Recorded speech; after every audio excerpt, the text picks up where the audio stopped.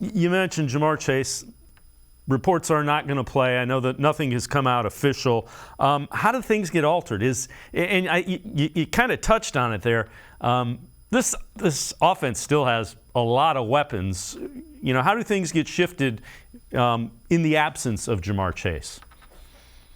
Well, the good thing for the Bengals is that they have so many weapons. I mean, you look at a guy like T. Higgins. Higgins would be the number one receiver on, I would say, maybe 70 to 80% of the other NFL teams out there in the league. And so the fact that you have him in the arsenal, I mean, you look at what him and Joe did their rookie seasons back in 2020. T went for over 900 yards, had 6 touchdowns, and is averaging about the same yards per reception this season that he was in 2020. So there really hasn't been much of any drop off from using T. Higgins. And when you look at back at 2020, and I know it was only a short period of time that him and Burrow were together before Burrow ended up going out with that ACL injury, but just the connection that they had established and that they've built on over the last 2 years.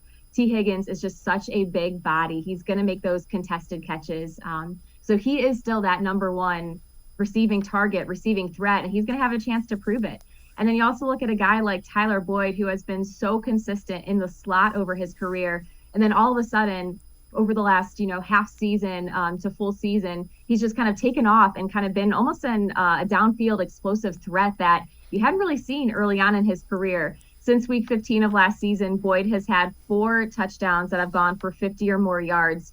The only other player since the start of 2021 who has had more than him is Jamar Chase.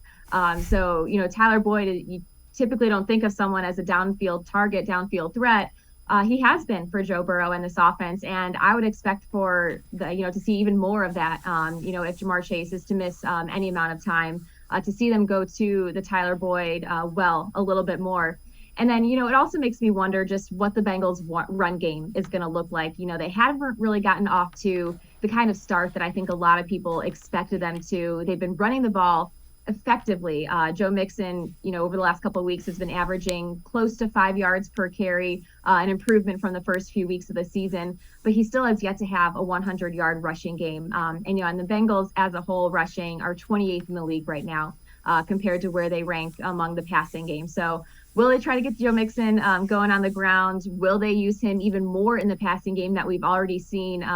Questions I would love for Zach Taylor to tell us right now, but we're probably going to have to wait to see what happens in those situations Monday night, Dave.